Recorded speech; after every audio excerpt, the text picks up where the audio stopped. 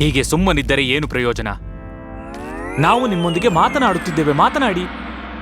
ನೀವು ನಿಮ್ಮ ಮೌನ ವ್ರತವನ್ನು ಯಾವಾಗ ಬಿಡುವಿರಿ? ಅಥವಾ ಇದು ಆಜೀವನವೇ? ನಮಗೆ ಯಾವಾಗ ಮಾತನಾಡಬೇಕೋ ಆವಾಗ ಮಾತನಾಡುತ್ತೇವೆ. ನಾವು ಮಾತನಾಡಬೇಕು. ಹಾ, ಹೇಳಿ ಹೇಳಿ. ನಮ್ಮ ಮಾತಿಗೆ ಬೆಲೆ ಸಿಕ್ಕರೆ ಮಾತ್ರ ನಾವು ಮಾತನಾಡುವುದು. ಹಾ ಮಹಾರಾಜರೇ,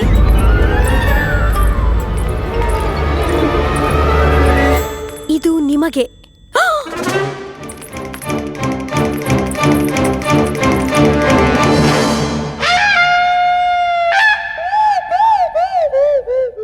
ದಾರಿ ಬಿಡಿ. ನಮ್ಮ ಕೈಯಿಂದ ಇದು ಜಾರಿ ಹೋದರೆ ಕಷ್ಟ.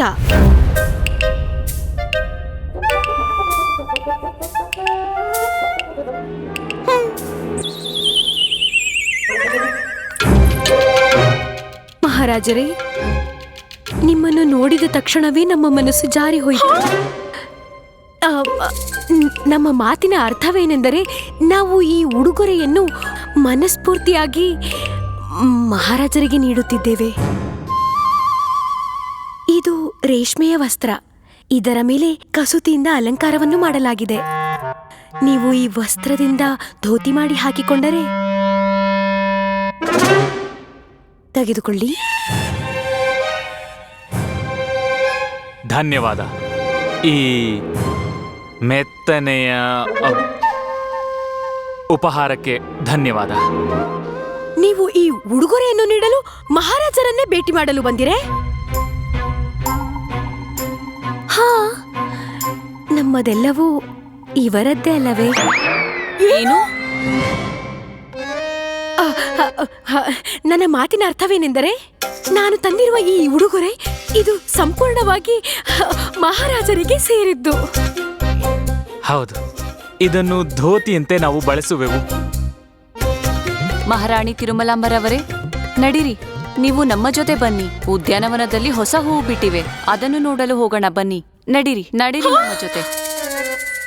ಮಹಾರಾಣಿ ಚಿನ್ನದೇವಿಯವರೇ, ನಾವೀಗ ಉದ್ಯಾನವನದಲ್ಲಿ ಹೂಗಳನ್ನು ನೋಡಲು ಹೋದರೆ ಇಲ್ಲಿ ಒಳಗಡೆ ಯಾವ ಯಾವ ಬಣ್ಣದ ಹೂಗಳನ್ನು ಅರಳಿಸುವರೋ ಏನೋ.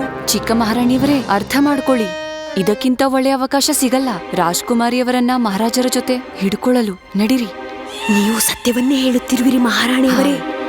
ಹಾ ಹಾ ಮಹಾರಾಣಿಯವರೇ, ನಡೆಯಿರಿ. ನಾವು ಹೊರಗಡೆ ಉದ್ಯಾನವನದಲ್ಲಿ ಬಣ್ಣ ಬಣ್ಣದ ಹೂಗಳನ್ನು ನೋಡಿಕೊಂಡು ಬರೋಣ. ನಡೆಯಿರಿ ನಡೆಯಿರಿ.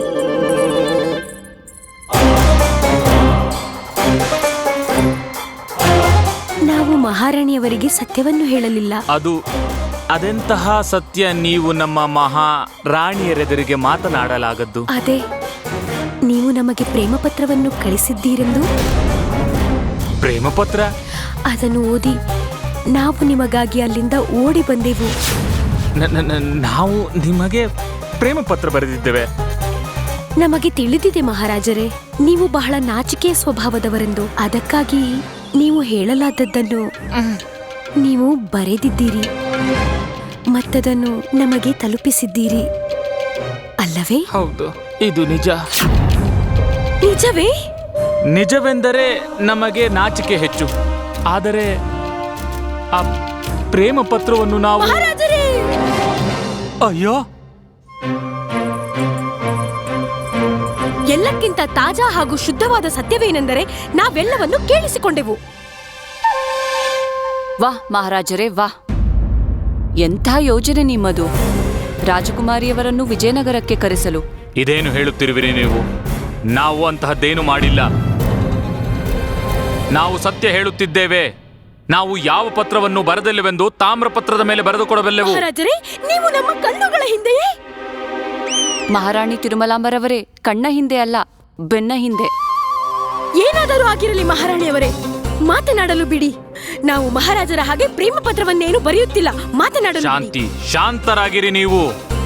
ನೀವು ವಿನಾಕಾರಣ ನಮ್ಮ ಮೇಲೆ ಸಂದೇಹ ಪಡುತ್ತಿದ್ದೀರಿ. ವಾ ಮಹಾರಾಜರೇ, ವಾ! ಇಷ್ಟು ದಿನಗಳಿಂದ ನೀವು ಗೊಂದಲದಲ್ಲಿರುವುದು, ನಮ್ಮಿಂದ ದೂರವಿರುವುದು, ಏಕಾಂತದಲ್ಲಿರುವುದು, ಪ್ರೇಮ ಪತ್ರವನ್ನು ಬರೆದು ರಾಜಕುಮಾರಿಯವರನ್ನ ವಿಜಯನಗರಕ್ಕೆ ಕರೆಯುವುದು. ನಾವು ಸಂದೇಹ ಪಡದೆ ಇನ್ನೇನು ಮಾಡಬೇಕು? ಮಹಾರಾಣಿ ಚಿನ್ನದೇವಿಯವರೇ, ಒಳ್ಳೆಯದಾಯಿತು. ನೀವೇ ಎಲ್ಲವನ್ನು ಹೇಳಿಬಿಟ್ಟಿರಿ. ನಮಗೀಗ ಹೇಳಲು ಏನೂ ಉಳಿದಿಲ್ಲ. ಈಗ ನಾವು ಏನು ಹೇಳಬೇಕು ಮಹಾರಾಣಿ ಚಿನ್ನದೇವಿ? ಚಿಕ್ಕ ಮಹಾರಾಣಿಯವರೇ, ನೀವು ಏನನ್ನೂ ಹೇಳುವ ಅವಶ್ಯಕತೆ ಇಲ್ಲ. ನಡೆಯಿರಿ ಇಲ್ಲಿಂದ. ಈಗ ವಿಜಯನಗರದಲ್ಲಿ ನಮಗೆ ಯಾವ ಸ್ಥಾನವೂ ಇಲ್ಲ. ನಡೀರಿ ಇಲ್ಲಿಂದ. ನಿಲ್ಲಿ, ನಿಲ್ಲಿ. ನೀವೆಲ್ಲೂ ಹೋಗುತ್ತಿಲ್ಲ. ನೀವು ಯಾವುದೇ ಪ್ರಮಾಣವಿಲ್ಲದೆ ನಮ್ಮ ಮೇಲೆ ಸಂದೇಹ ಪಡುತ್ತಿದ್ದೀರಿ. ನಾವು ಯಾವ ಪತ್ರವನ್ನು ಬರೆದಿಲ್ಲವೆಂದು ಹೇಳಿದರೂ ನಮ್ಮನ್ನು ದೋಷಿಯನ್ನಾಗಿಸುತ್ತಿದ್ದೀರಿ. ಸಂದೇಹವೆಂಬುದು ಮಹಾರಾಣಿಯರೇ ಗೆದ್ದಲು ಹುಳದಂತಿರುತ್ತದೆ. ಅದು ಗಟ್ಟಿಯಾದ ಸಂಬಂಧವನ್ನು ಪೊಳ್ಳುಗೊಳಿಸಬಲ್ಲದು. ಯಾವುದೇ ವೈದ್ಯರ ಬಳಿಯೂ ಇದಕ್ಕೆ ಉಪಚಾರವೂ ಸಿಗದು. ಮಹಾರಾಜರಿಗೆ ಜಯವಾಗಲಿ. ಮಹಾಮಂತ್ರಿಗಳೇ, ಕ್ಷಮೆ ಇರಲಿ ಮಹಾರಾಜರೇ. ಆದರೆ ಅಕಸ್ಮಾತ್ ನಾವು ಇಲ್ಲಿಗೆ ಬಂದದ್ದು ನಿಮಗೆ ಮುಜುಗರವಾಯಿತೆ? ಇಲ್ಲ ಮಹಾಮಂತ್ರಿಗಳೇ, ನೀವಂತೂ ಸರಿಯಾದ ಸಮಯಕ್ಕೆ ಬಂದಿದ್ದೀರಿ. ಹೇಳಿ ಮಹಾರಾಜರೇ, ಆ ಆಸ್ಥಾನದಲ್ಲಿ ಗಂಭೀರ ಸಮಸ್ಯೆ ಬಂದಿದೆ. ನಿಮ್ಮ ಉಪಸ್ಥಿತಿ ಅನಿವಾರ್ಯವಾಗಿದೆ. ಅದ್ಭುತ. ಗಂಭೀರ? ನಾವು ಶೀಘ್ರ ಶೀಘ್ರ ಹೋಗಲೇಬೇಕು. ಹೌದು, ಬನ್ನಿ ಬನ್ನಿ ಬನ್ನಿ ಬನ್ನಿ. ನಾವು ಬರುತ್ತೇವೆ. ನಾವು ಬರುತ್ತೇವೆ. ಇನ್ನು ನಾವೊಬ್ಬರೇ ಇಲ್ಲೇನು ಮಾಡುವುದು? ನಾವು ಹೊರಡುತ್ತೇವೆ. ಮಹಾರಾಜ ಕೃಷ್ಣದೇವರಾಯರಿಗೆ ಜಯವಾಗಲಿ. ಮಹಾರಾಜ ಕೃಷ್ಣದೇವರಾಯರಿಗೆ ಜಯವಾಗಲಿ. ಮಹಾರಾಣಿ ಚಿನ್ನಾದೇವಿಯವರಿಗೆ ಜಯವಾಗಲಿ. ಮಹಾರಾಣಿ ತಿರುಮಲಾಂಬರವರಿಗೆ ಜಯವಾಗಲಿ.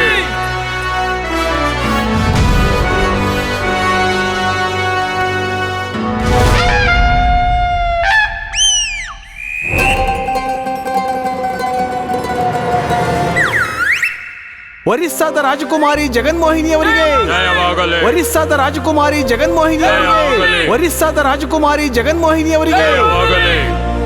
ರಾಜಕುಮಾರಿ ಜಗನ್ಮೋಹಿನಿಯವರೇ, ನೀವು ಆಸನವನ್ನು ಅಲಂಕರಿಸಿ.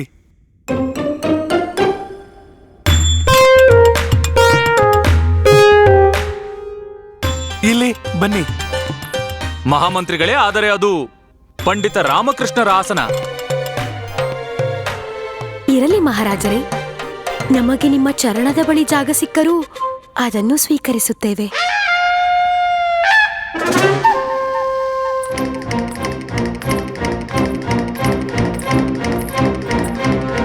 ನಿಲ್ಲಿ ರಾಜಕುಮಾರಿ ಜಗನ್ಮೋಹಿನಿಯವರೇ, ನೀವು ಇಲ್ಲಿ ಬಂದು ಕುಳಿತುಕೊಳ್ಳಿ ನಮ್ಮ ಜೊತೆ. ಇಲ್ಲ ಅಕ್ಕ, ಅದರ ಅವಶ್ಯಕತೆ ಇಲ್ಲ. ನಾವಲ್ಲಿ ಮಹಾರಾಜರ ಚರಣದ ಬಳಿಯೇ ನಮ್ಮ ಸ್ಥಾನವನ್ನು ಅಲಂಕರಿಸುತ್ತೇವೆ. ನಾವು ನಿಮಗೆ ಹೇಳುತ್ತಿದ್ದೇವಲ್ಲ, ನೀವು ಇಲ್ಲಿಯೇ ಕುಳಿತುಕೊಳ್ಳಿ. ರಾಜಕುಮಾರಿ ಅವರೇ, ನೀವೇಕೆ ಸಂಕೋಚ ಪಡುತ್ತಿರುವಿರಿ? ಹೋಗಿ ಇಬ್ಬರು ಮಹಾರಾಣಿಯರ ಮಧ್ಯದಲ್ಲಿ ಕುಳಿತುಕೊಳ್ಳಿ. ಈಗ ಮಹಾರಾಣಿಯವರು ಸಂಕೋಚ ಪಡಬೇಕು, ಏಕೆಂದರೆ ಅವರು ನಿಮಗೋಸ್ಕರ ತಮ್ಮ ಸ್ಥಾನವನ್ನು ಸ್ವಲ್ಪ ಬಿಟ್ಟು ಕೊಡಬೇಕಾಗುತ್ತದೆ.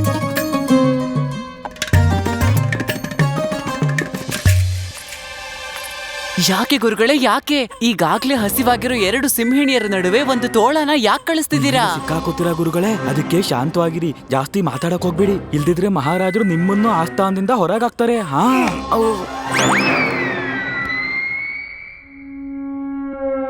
ಅದ್ಭುತ.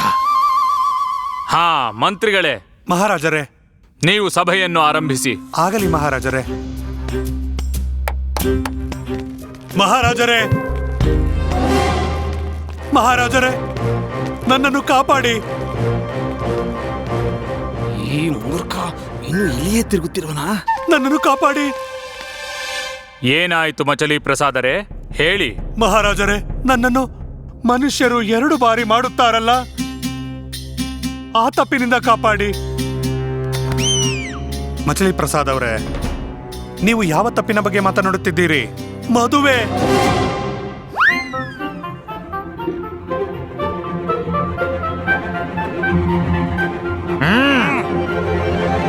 ಮಚಲಿ ಪ್ರಸಾದರೇ, ಸಭೆಯಲ್ಲಿ ನಿಮ್ಮ ಕಲೆಯನ್ನು ಪ್ರದರ್ಶನ ಮಾಡುವುದಕ್ಕೂ ಹಾಗೂ ಮಾತನಾಡುವುದಕ್ಕೂ ಅಪಾರ ಅಂತರವಿದೆ. ಕಲೆಯನ್ನು ಪ್ರದರ್ಶನ ಮಾಡಲು ಸ್ವತಂತ್ರವಿರುತ್ತದೆ, ಆದರೆ ನಿಮ್ಮ ಮಾತನ್ನು ಅಳೆದು ತೂಗಿ ಆಡಲು ಸಭೆಯ ಸಮಯ ವ್ಯರ್ಥ ಮಾಡಬೇಕಾಗುತ್ತದೆ. ತಿಳಿದಿದೆಯೇ? ಗುರುಗಳೇ, ವಿಜಯನಗರದಲ್ಲಿ ನಿಮ್ಮ ಸ್ತ್ರೀಯರು ನಮ್ಮ ಹಿಂದೆ. ಕ್ಷಮೆ ಇರಲಿ. ನಿಮ್ಮ ವಿಜಯನಗರದ ಒಂದು ಸುಂದರ ಸ್ತ್ರೀ ನನ್ನನ್ನು ಮದುವೆಯಾಗಬೇಕು ಅನ್ನುತ್ತಿದ್ದಾಳೆ. ಸುಂದರ ಸ್ತ್ರೀಯೇ? ಅದು ವಿಜಯನಗರದಲ್ಲಿ? ಮಚಲಿ ಪ್ರಸಾದರೇ, ವಿಜಯನಗರದ ಸ್ತ್ರೀ ಸ್ವಯಂ ನಿನ್ನನ್ನು ಮದುವೆಯಾಗಲು ಬಂದಿದ್ದಾರೆಂದರೆ ನಿನ್ನ ಅದೃಷ್ಟದ ಬಾಗಿಲು ತೆರೆದ ಹಾಗೆಯೇ. ವಿವಾಹದ ಖುಷಿಗೆ ಹೋಗಿ ಎಲ್ಲರಿಗೂ ಲಾಡು ಹಂಚು. ಬಾಗಿಲನ್ನು ತೆರೆದು ಅದೃಷ್ಟವನ್ನು ಅನುಭೋಗಿಸು. ಗುರುಗಳೇ, ಮದುವೆ ಅನ್ನೋದು ಆಟ ಅಲ್ಲ, ನಮಗೆ ಮನಸ್ಸಿಗೆ ಬಂದ ಹಾಗೆ ಆಟ ಆಡುವುದಕ್ಕೆ. ನಿಮ್ಮ ಮಾತಿನ ಅರ್ಥ ಏನು ಮಚಲಿ ಪ್ರಸಾದ್ರವರೇ? ನನ್ನ ಮಾತಿನ ಅರ್ಥ, ನನಗೆ ಮದುವೆ ಆಗಿದೆ. ನನಗೆ ಯಾರ ಜೊತೆ ಮದುವೆ ಆಗಿದೆಯೋ ಅವಳು ಕಲಾರಿ ಪಯಟಿನಲ್ಲಿ ನಿಪುಣಳು. ಅದೇನು? ಗುರುಗಳೇ, ಇದಂತೂ ವಿಶಿಷ್ಟವಾದ ಯುದ್ಧ ಕಲೆ. ಇದರಿಂದ ಪ್ರಾಣಾಪಾಯವಾಗುತ್ತದೆ. ಹಾಗಾದರೆ ಬೇಗ ಮದುವೆಯಾಗು. ನಿನ್ನ ಮೊದಲ ಹೆಂಡತಿಯ ಕಳರಿಪಟ್ಟು ಶುರುವಾಗುವ ಮೊದಲೇ ಮದುವೆಯನ್ನು ಆಗು. ಕಲಾರಿ ಪಟ್ಯು, ಅದೇ ಆ ಕಳರಿಪಟ್ಟುವಿನಿಂದ ನಿನ್ನ ಪ್ರಾಣವು ಹೋಗುವ ಮೊದಲು ಎರಡನೇ ವಿವಾಹದ ಆನಂದವನ್ನು ಅನುಭವಿಸು. ಈಗ ನೋಡು, ಪತಿಯ ತಪ್ಪು ಆಗಿರಲಿ ಆಗಿಲ್ಲದಿರಲಿ, ಪತ್ನಿಯಿಂದ ಆತನನ್ನು ಯಾರೂ ರಕ್ಷಿಸಲು ಸಾಧ್ಯವಿಲ್ಲ. ಸತ್ಯವಚನ.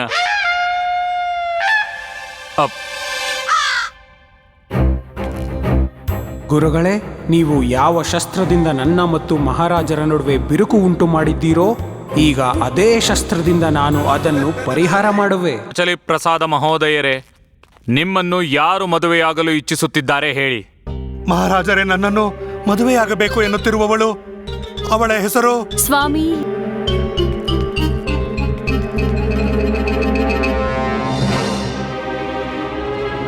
ಸ್ವಾಮಿ, ಸ್ವಾಮಿ, ಎಲ್ಲಿದ್ದಾರೆ ನಮ್ಮ ಸ್ವಾಮಿ? ಅವರ ಪ್ರೀತಿಯಲ್ಲಿ ನಾವು ಲೀನರಾಗಿದ್ದೇವೆ. ಸೌದಾಮಿನಿ, ನಾವು ಈ ವರಮಾಲೆಯನ್ನು ಅವರ ಕುತ್ತಿಗೆಗೆ ಹಾಕಿ ನಮ್ಮ ಪ್ರೀತಿಯ ಜೈಕಾರವನ್ನು ಹಾಡುತ್ತೇವೆ. ಎಲ್ಲಿದ್ದಾರೆ ನಮ್ಮ ಸ್ವಾಮಿ? ವಿಜಯನಗರದ 4 ದಿಕ್ಕಿನಲ್ಲೂ ಪ್ರೀತಿ ಹರಡಿದೆ ಎಂದು ಎನಿಸುತ್ತಿದೆ. ಹೀಗೆ ಆದರೆ ವಿಜಯನಗರದ ಹೆಸರನ್ನು ಪ್ರೇಮನಗರವೆಂದು ಬದಲಿಸಬೇಕಾಗುತ್ತದೆ. ಸೌದಾಮಿನಿ ದೇವಿಯವರೇ, ಇದೇನಾಗುತ್ತಿದೆ? ನಿಮ್ಮ ಕೈಗಳಲ್ಲಿ ಈ ವರಮಾಲೆ ಏನಿದೆಲ್ಲ? ಮಹಾರಾಜರೇ, ನನ್ನನ್ನು ಕ್ಷಮಿಸಿ. ನಾವು ಇಂದು ಆಸ್ಥಾನದಲ್ಲಿ ಸ್ವತಃ ನಮ್ಮನ್ನು ನಾವು ಸ್ವಾಮಿಗೆ ಅರ್ಪಿಸಿಕೊಳ್ಳಲು ಬಂದಿದ್ದೇವೆ. ನಮ್ಮ ದೇವರೇ, ನಮ್ಮ ಸ್ವಾಮಿ, ಸ್ವಾಮಿ ಇಲ್ಲಿಗೆ ಬನ್ನಿ. ಈ ವರಮಾಲೆ ನಿಮ್ಮ ಕುತ್ತಿಗೆಗಾಗಿಯೇ ಕಾಯುತ್ತಿದೆ. ಎಲ್ಲಿದ್ದೀರಿ? ಇಲ್ಲಿಗೆ ಬನ್ನಿ. ಇಲ್ಲ ಇಲ್ಲ. ಸೌದಾಮಿನಿ, ಸೌದಾಮಿನಿ ದೇವಿಯವರೇ, ಹೀಗೆ ಮಾಡಬೇಡಿಯಲ್ಲ. ನಮ್ಮ ಮಾತಿನ ಅರ್ಥವೇನೆಂದರೆ, ನೀವೊಬ್ಬ ರಾಜನರ್ತಕಿ. ನಿಮ್ಮ ಹುದ್ದೆಯ ಗೌರವದ ಬಗ್ಗೆ ಆದರೂ ಯೋಚಿಸಿ. ಯಾರ ತಲೆಯಲ್ಲಿ ತನ್ನ ಹುದ್ದೆಯ ಮೇಲೆ ಗರ್ವವಿರುತ್ತದೆಯೋ ಅವರ ಹೃದಯ ಪ್ರೀತಿಯ ಸ್ಥಾನವನ್ನು ತಿಳಿದುಕೊಳ್ಳಲು ಸಾಧ್ಯವಿಲ್ಲ. ಗುರುಗಳೇ, ನೋಡಿ ನೋಡಿ ನೋಡಿ, ಸೌದಾಮಿನಿ ದೇವಿಯವರೇ, ಸೌದಾಮಿನಿ, ನಾವು ಇದ್ದೇವೆ ತತ್ತು, ನಿನ್ನ ತತ್ತು. ನಮ್ಮನ್ನು ಗುರು ಎಂದು ಬೇರೆಯವರನ್ನು ವರ ಮಾಡಿಕೊಳ್ಳುತ್ತೀಯಾ? ಏನೆಂದಿರಿ ಗುರುಗಳೇ? ತತ್ತು? ತತ್ತು? ಇಲ್ಲ ಇಲ್ಲ, ಥು, ಥು, ಥು, ಥು. ಎಂತಹ ದೃಶ್ಯವಿದು! ನಮ್ಮಿಂದ ನೋಡಲಾಗುವುದಿಲ್ಲ. ಕೊತ್ವಾಲರೇ, ಈ ಮಚಲಿ ಪ್ರಸಾದರನ್ನು ಬಂಧಿಸಿ ಕಾರಾಗೃಹದಲ್ಲಿಡಿ. ಎಲ್ಲ ತಪ್ಪುಗಳು ಈತರಿಂದನೇ ಆಗಿದೆ. ಆಗಲೇ ಆಚಾರ್ಯರೇ. ತ್ವಾಲರೇ, ಶಾಂತಿ, ಶಾಂತರಾಗಿರಿ ಗುರುಗಳೇ.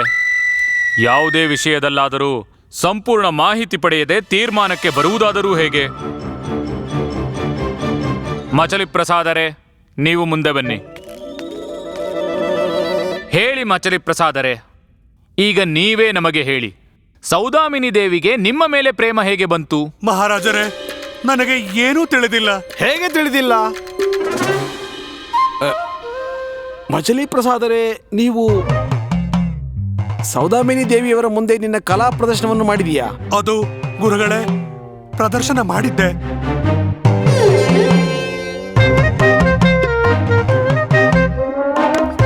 ಹಾಗೂ ನಾನು ಇವರ ಪ್ರದರ್ಶನವನ್ನು ನೋಡಿ ಇವರ ಮೇಲೆ ಪ್ರೀತಿ ಉಂಟಾಯಿತು. ಹಾಗೂ ವಿಚಲಿತವಾದ ನಮ್ಮ ಹೃದಯಕ್ಕೆ ತೃಪ್ತಿ ಉಂಟಾಯಿತು. ನಮ್ಮ ಪ್ರೀತಿಯ ಸ್ವಾಮಿ, ಈ ವರಮಾಲೆಯನ್ನು ಹಿಡಿದುಕೊಂಡು ನಮ್ಮ ಕೈ ನೋವುತ್ತಿದೆ. ದಯವಿಟ್ಟು ಇದನ್ನು ನಿಮ್ಮ ಕುತ್ತಿಗೆಗೆ ಹಾಕಿಕೊಳ್ಳಿ. ಇದಕ್ಕೂ ಮುಕ್ತಿ ದೊರಕುತ್ತದೆ. ಹಾಕಿಕೊಳ್ಳಿ. ಇಲ್ಲ. ಹಾ, ಇಲ್ಲ ಮಹಾರಾಜರೇ. ಮಚಲಿ ಪ್ರಸಾದ ಮಹೋದಯರೇ, ನೀವು ನಮಗೆ ಹೇಳಿ, ಯಾವ ಕಥೆಯ ಪ್ರದರ್ಶನ ಮಾಡಿದ್ದೀರಿ? ಅದು ಮಹಾರಾಜರೇ, ಆ ಕಥೆಯಲ್ಲಿ ಒಂದು ರಾಜನರ್ತಕಿ ಬೊಂಬೆಯಾಡಿಸುವ ಒಬ್ಬ ಕಲಾವಿದನೊಂದಿಗೆ ಪ್ರೇಮದಲ್ಲಿ ಬೀಳುತ್ತಾಳೆ. ಇದೇ ನೀನು ಮಾಡಿದ ದೊಡ್ಡ ತಪ್ಪು, ಬೊಂಬೆ ಆಡಿಸುವವನೇ. ನಿನ್ನ ಕಥೆಯಲ್ಲಿ ಪ್ರೀತಿಯನ್ನು ತೋರಿಸಿದರೆ ಕಥೆಯನ್ನು ನೋಡಿದ ಎಲ್ಲರೂ ವರಮಾಲೆಯನ್ನು ಹಿಡಿದುಕೊಂಡೇ ಬರುತ್ತಾರೆ. ಮತ್ತೇನು ಖಡ್ಗ ಹಿಡಿದು ಬರುತ್ತಾರೆಯೇ? ಮಹಾರಾಜರೇ, ತಮಗೆ ತಿಳಿದೇ ಇದೆ, ಈ ಬೊಂಬೆ ಆಡಿಸುವವನು ಎಂತಹ ನೈಜ ಪ್ರದರ್ಶನ ನೀಡುತ್ತಾನೆಂದರೆ ನೋಡುವವರು ಇದನ್ನು ಸತ್ಯವೇ ಎಂದು ತಿಳಿಯುತ್ತಾರೆ. ಆದ್ದರಿಂದ ಮಹಾರಾಜರೇ, ಇವನು ದೋಷಿ. ಸತ್ಯ ಹೇಳಿದಿರಿ ಗುರುಗಳೇ. ಇವರ ಕಥೆಯನ್ನು ಕೇಳಿಯೇ ರಾಮಕೃಷ್ಣರ ತಾಯಿ ಇಲ್ಲಿಗೆ ಬಂದಿದ್ದರು, ಆರೋಪವನ್ನು ಮಾಡಿದ್ದರು. ಸತ್ಯವಾದ ಮಾತು ಮಹಾರಾಜರೇ. ಹಾಗೆಯೇ ಕೊತ್ವಾಲರ ಪತ್ನಿಯು ಬಂದಿದ್ದರು, ಇವರ ಕಥೆಯನ್ನು ಕೇಳಿಯೇ ಗಂಡನ ಮೇಲೆ ಸಂದೇಹ ಪಡುತ್ತಿದ್ದರು. ಹೌದು ಮಹಾರಾಜರೇ. ಅನ್ಯರ ಬಗ್ಗೆ ಹೇಳುವುದೇನು, ನಾವು ಕೂಡ ಇವರ ಕಥೆಯಿಂದ ಪ್ರಭಾವಿತರಾಗಿ ಪಂಡಿತ ರಾಮಕೃಷ್ಣರ ಮೇಲೆ ಸಂದೇಹ ಪಟ್ಟಿದ್ದೆವು. ಸತ್ಯವಾದ ಮಾತು ಮಹಾರಾಜರೇ. ಮಹಾರಾಜರೇ, ಪಂಡಿತ ರಾಮಕೃಷ್ಣ ಹಾಗೂ ವಾಚಾಳಿ ವಾನರಿಗೂ ಯಾವುದೇ ಸಂಬಂಧವಿಲ್ಲ. ಅಂದರೆ ಯಾವುದೇ ಕಾರಣವಿಲ್ಲದೆ ರಾಮಕೃಷ್ಣರನ್ನು ನಾವು ಬಹಿಷ್ಕರಿಸಿದ್ದೇವೆ. ಸತ್ಯ ಮಹಾರಾಜರೇ. ಇಲ್ಲ ಮಹಾರಾಜರೇ. ಸತ್ಯವಾದ ಮಾತು ಮಹಾರಾಜರೇ. ಸತ್ಯವಾಗಿ ಹೇಳಿದ್ರಿ. ಸತ್ಯ ಮಹಾರಾಜರೇ. ಗುರುಗಳೇ, ಒಪ್ಕೊಳ್ಳೇಬೇಕಾಗತ್ತೆ. ಏನಂದ್ರೆ ಪಂಡಿತ ರಾಮಕೃಷ್ಣನ ಸಿಕ್ಕಾಕ್ಸೋದಿಕ್ಕೆ ನೀವು ಬಲಿಯಂತೂ ಸರಿಯಾಗಿ ಹಾಕ್ತೀರಾ, ಆದ್ರೆ ಆಮೇಲೆ ಏನಾಗುತ್ತೋ ಗೊತ್ತಿಲ್ಲ, ಸ್ವಯಂ ನೀವೇ ಸಿಕ್ಕಾಕೋತೀರಾ. ಇಲ್ಲ ಧನಿವನಿ, ಈ ದಿನ ನಾವು ಪಂಡಿತ ರಾಮಕೃಷ್ಣನಿಂದ ಜಯಿಸಲು ಸೌದಾಮಿನಿಯನ್ನು ಕಳೆದುಕೊಳ್ಳುವ ಅವಶ್ಯಕತೆ ಇಲ್ಲ. ಏನಾದ್ರೂ ಮಾಡಿ ಗುರುಗಳೇ, ಇಲ್ದಿದ್ರೆ ಸೌದಾಮಿನಿ ನಿಮ್ ಕೈಗೆ ಸಿಗಲ್ಲ. ಅದ್ಭುತ ಗುರುಗಳೇ, ಅದ್ಭುತ. ನಿಮ್ಮ ಮಾತುಗಳಂತೂ ನನ್ನಲ್ಲಿದ್ದ ಸಂದೇಹದ ಭ್ರಮೆಯನ್ನು ನುಚ್ಚು ನೂರು ಮಾಡಿವೆ. ನೀವು ಧನ್ಯರು ಗುರುಗಳೇ. ಧನ್ಯವಾದಗಳು ಮಹಾರಾಜರೇ. ಮಹಾರಾಜರೇ, ನೀವು ಗುರುಗಳಿಗೆ ಧನ್ಯವಾದ ಹೇಳಿದ್ದೀರಿ. ನಾನು ಸಹ ನಿಮಗೆ ಧನ್ಯವಾದ ಹೇಳಲು ಬಯಸುತ್ತೇನೆ. ಈಗ ನೀವು ಮಚಲಿ ಪ್ರಸಾದರವರಿಗೆ ನಮ್ಮನ್ನು ಮದುವೆ ಮಾಡಿಕೊಳ್ಳಲು ನೀವೇ ಆದೇಶ ನೀಡಿ. ಸೌದಾಮಿನಿ ದೇವಿಯವರೇ, ನೀವು ಸ್ವಲ್ಪ ತಾಳ್ಮೆಯಿಂದ ಇರಿ. ನಾವಿದ್ದೀವಲ್ಲ. ನಮ್ಮ ಮಾತಿನ ಅರ್ಥವೇನೆಂದರೆ, ನಿಮಗಾಗಿ ನಾವು ಯೋಗ್ಯವರನನ್ನು ಅವಶ್ಯವಾಗಿ ಹುಡುಕುತ್ತೇವೆ. ಗುರುಗಳೇ ಕೇಳಿ, ಇಲ್ಲಿ ಇವರಿಗೆ ಯೋಗ್ಯವಾದ ವರನನ್ನ ದೂರದಲ್ಲೆಲ್ಲೂ ಹುಡ್ಕೋ ಹಾಗಿಲ್ಲ. ಹೌದು ಗುರುಗಳೇ, ನಾವು ನಿಮ್ಮ ಹತ್ರದಲ್ಲೇ ಇದ್ದೀವಿ. ಧನಿ ಹಾಗೂ ಮಣಿ. ಮಚಲಿ ಪ್ರಸಾದರೇ, ನಮಗೆ ಒಂದು ವಿಷಯ ತಿಳಿಯಲಿಲ್ಲ. ನಿಮಗೆ ನಿಮ್ಮ ಕಲೆಯ ಬಗ್ಗೆ ಸಂಪೂರ್ಣವಾಗಿ ತಿಳಿದಿದೆ. ಹಾಗಿದ್ದರೆ ನೀವೇ ಸಿಕ್ಕಿಕೊಳ್ಳುವಂತಹ ಕಥೆಯನ್ನು ನೀವು ಏಕೆ ತಾನೇ ಮಾಡಿದಿರಿ? ಮಹಾರಾಜರೇ, ಈ ಕಥೆಯನ್ನು ನಾನು ಬರೆಯಲಿಲ್ಲ. ಈ ಕಥೆಯನ್ನು ಸ್ವತಃ ಪಂಡಿತ ರಾಮಕೃಷ್ಣರೇ ಬರೆದದ್ದು. ಏನು? ಅವರ ಆಜ್ಞೆಯ ಅನುಸಾರ ನಾನು ಈ ಕಥೆಯನ್ನು ಸೌದಾಮಿನಿಯವರ ಮುಂದೆ ಪ್ರಸ್ತುತಪಡಿಸಿದೆ. ಪಂಡಿತ ರಾಮಕೃಷ್ಣ. ಮಹಾಮಂತ್ರಿಗಳೇ, ರಾಮಕೃಷ್ಣರು ಸಿಲುಕಿರುವ ಸಂಕಟದಿಂದ ಅವರು ತಪ್ಪಿಸಿಕೊಳ್ಳಲು ಮಾಡಿರುವ ಈ ಕೃತ್ಯ ಸ್ವಾಭಾವಿಕವಾಗಿದೆ.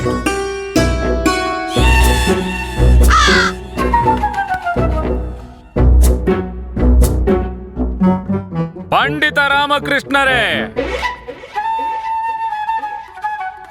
ಮಹಾರಾಜರೇ, ತಾವು ಮರೆತಿದ್ದೀರಿ, ತಾವೇ ಪಂಡಿತ ರಾಮಕೃಷ್ಣನನ್ನು ರಾಜ್ಯದಿಂದ ಹೊರಹಾಕಿದ್ದೀರಿ. ನಮಗೆ ತಿಳಿದಿದೆ ಗುರುಗಳೇ. ಹಾಗೆ ಪಂಡಿತ ರಾಮಕೃಷ್ಣರು ಈಗ ಇಲ್ಲೇ ಇರುವರೆಂದು ನಮಗೆ ಚೆನ್ನಾಗಿ ತಿಳಿದಿದೆ. ಬನ್ನಿ ಪಂಡಿತ ರಾಮಕೃಷ್ಣರೇ, ಎದುರಿಗೆ ಬನ್ನಿ. ಅವಿತುಕೊಳ್ಳುವ ಅಗತ್ಯವಿಲ್ಲ. ನೋಡಿ, ಸೌದಾಮಿನಿ ದೇವಿ ಒಂದು ಸಮಸ್ಯೆಯೊಂದಿಗೆ ಬಂದಿದ್ದಾಳೆ. ಇದನ್ನು ಪರಿಹರಿಸಬೇಕಿದೆ ನೀವು.